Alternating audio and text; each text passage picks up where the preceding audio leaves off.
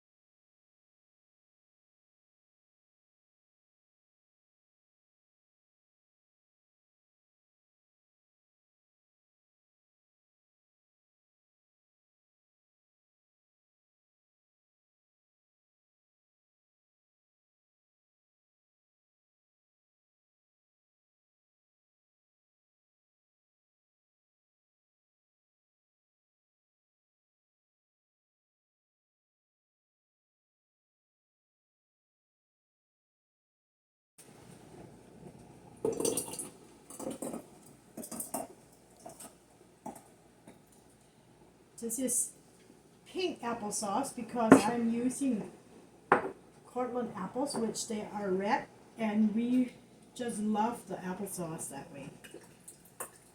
I am getting short in regular quart jars, and I don't have White Mouse lids, so I have some